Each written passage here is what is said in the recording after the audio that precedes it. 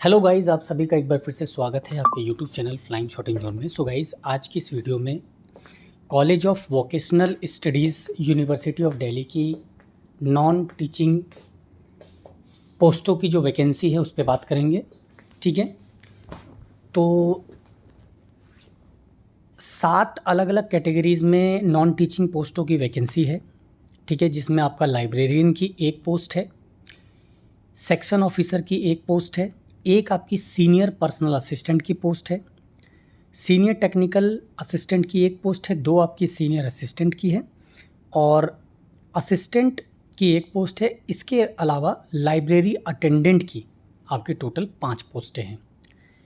ठीक है, तो इसे आप DU की ऑनलाइन साइट है dunt.uod.ac.in पे जाकर इसे अप्लाई कर सकते हैं और लाइब्रेरियन के लिए जो पोस्ट है उसका लिंक अलग है।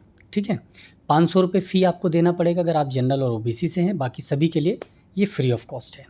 7/6 से 30/6 यानी कि 30 जून इसकी लास्ट डेट है इसके फॉर्म फिलअप करने की। तो चलिए इसमें एजुकेशनल क्वालिफ़िकेशन क्या है उस पे बात करते हैं। सबसे पहली चीज़ है आपकी सेक्शन ऑफिसर की, वो है आपका सबसे इम्पॉर्टेंट है इसमें ग्रेजुएशन।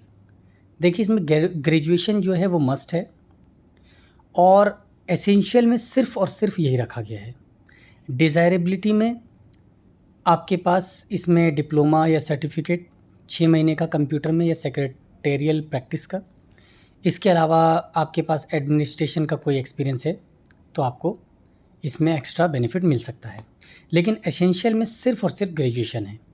ठीक है, इसके अलावा आपकी जो अपर एज लिमिट है वो 35 है।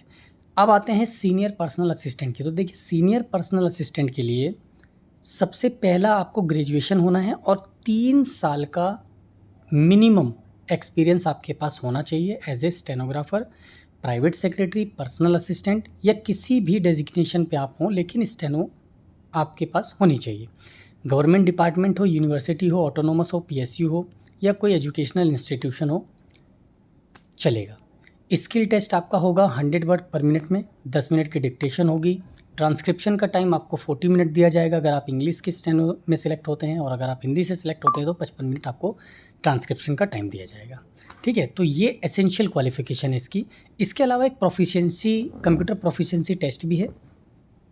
इसमें आपकी typing test, word processing, spreadsheet, internet, email, ये बेसिक नॉलेज पर आपका होगा। ठीक है, चलिए इसके अलावा आपका जो पोस्टें हैं, एक आपका सीनियर असिस्टेंट की पोस्ट है।